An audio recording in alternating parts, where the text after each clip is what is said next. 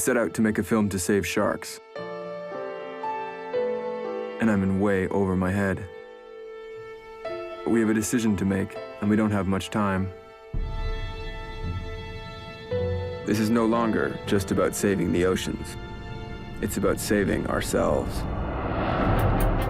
The whole landscape of ocean issues has changed. We are going to lose everything in our oceans. The oceans have the potential to go belly up in the next 20 years. The last time the oceans went down was 65 million years ago, and it took almost all life on Earth with it. What the oceans do, the terrestrial world will follow. Human life may not be possible. These are criminal enterprises. They're corrupting our public officials and subverting American democracy. People are in a sense of denial. You can't expect the state and government to educate you. They know exactly the solutions to all of these problems, but they're not doing it. 10, 9, 8. Time is running out. It's not about negotiating. It's about trying to survive. Shame on you! Shame on you! Shame on you!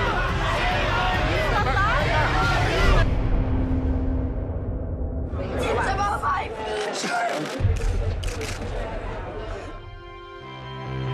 There's nothing more important than conservation, because conservation is the preservation of human life on Earth. If we're gonna survive, we've got to go back to the beginning, 3.5 billion years ago. We can change something if we work together worldwide. So let's do it.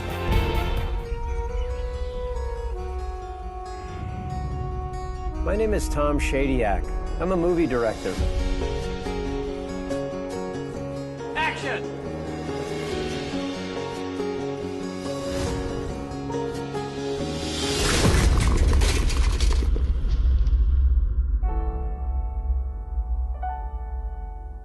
Facing my own death brought an instant sense of clarity and purpose. I decided to grab a camera and a film crew of 4 and start a journey to spark a conversation around challenging and rarely asked questions. Have you ever seen any of my movies? Did you ever see Ace Ventura? Ace Ventura? Did you ever hear that movie? It's a Jim Carrey movie. No. We are asking some of today's significant minds, what's wrong with our world and what can we do about it? Most importantly, what we could do about it. Science has discovered elements that undermine everything we've been told about how we work and how the world works. We are more interconnected with each other at a fundamental level than people realize or previously thought. The truth of who we are is that we are because we belong. The basis of nature is cooperation and democracy. It's in our DNA. We're just at the point where technology and this narrative are beginning to come together. The science shows us that we are all connected. Very deep connections at a very deep level. This is the most profound discovery in all of physics.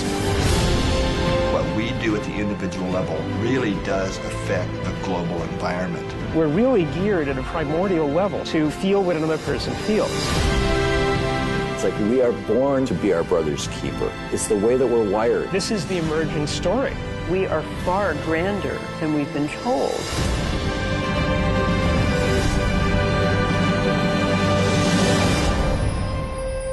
We started by asking what's wrong with the world, and we ended up discovering what's right with it. If an island like Haiti had about several $100 million in assets, but they went on, they printed more money than they had things to back it up or gold, then that money has no value. If a little island, say like St. Croix, printed lots of money and just came to the United States to try to buy things, they ran their printing presses night and day, the money is not back. That's why it doesn't have anything. Your whole banking system is utterly corrupt. Your lending institutions have loused up the system, but there's nobody out there telling you what's wrong with it. So it looks okay to you.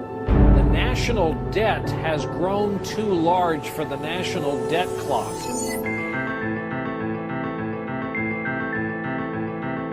None of the world's economic systems have eliminated our most dire problems. All social arrangements to date have remained plagued with war, poverty, crime, racism, elitism, and most of all, scarcity.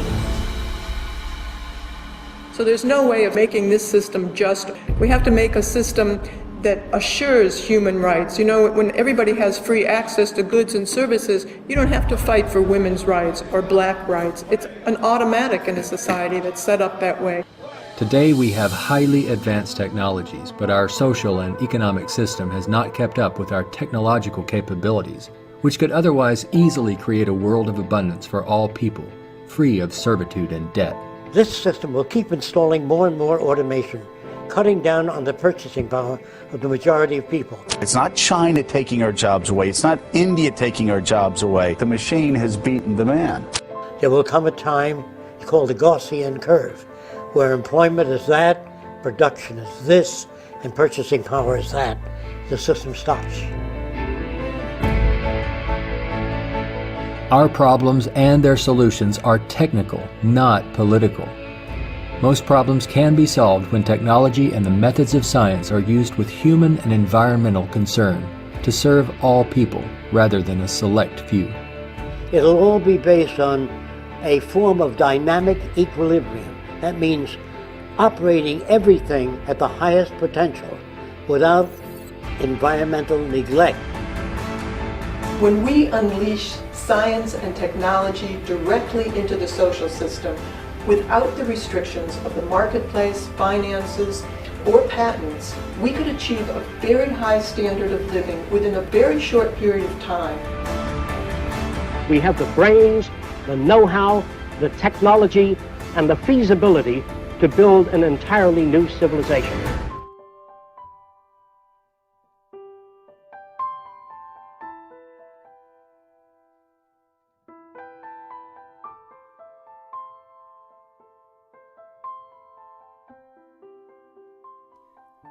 Eco-villages and ecological communities in Europe. We show 10 communities from 8 European countries. Join us at the eco-village Siebenlinden in Germany, with 120 residents and Germany's first 3-story straw bale house, a center for the creation of new forms of natural, energy-saving buildings. Krishna Valley in Hungary, with 150 residents following the Vedic traditions, living gently and striving for self-sufficiency. Germany's Schloss Tondorf, a child-rich, multifaceted community open to individual lifestyles. Damanhur in Italy, an eco-society with fascinating underground temples and its own currency, the Credito.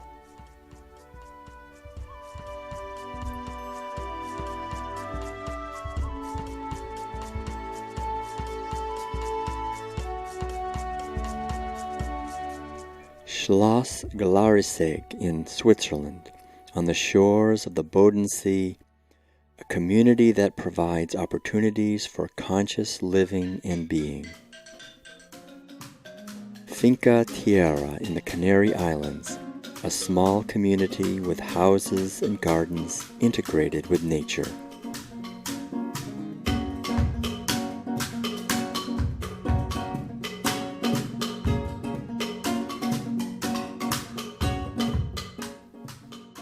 La Boirie Noble in France, practicing the nonviolence inspired by the life work of Gandhi.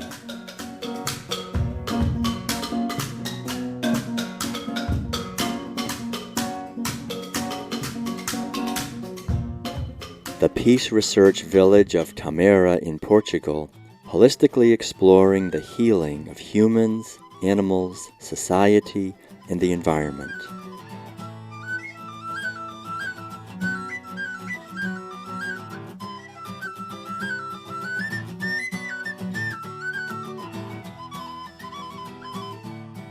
In southern Spain, the Valle de Sensaciones, a place of creativity and communion with nature.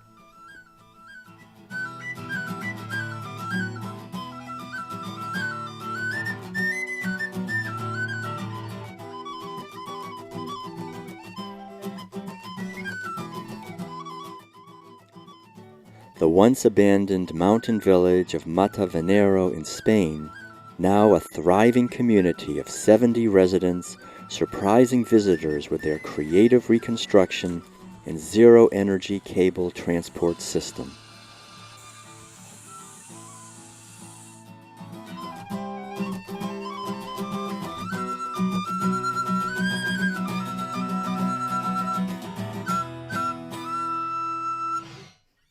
We offer you behind-the-scenes insights and interviews with founders and community members from all these villages.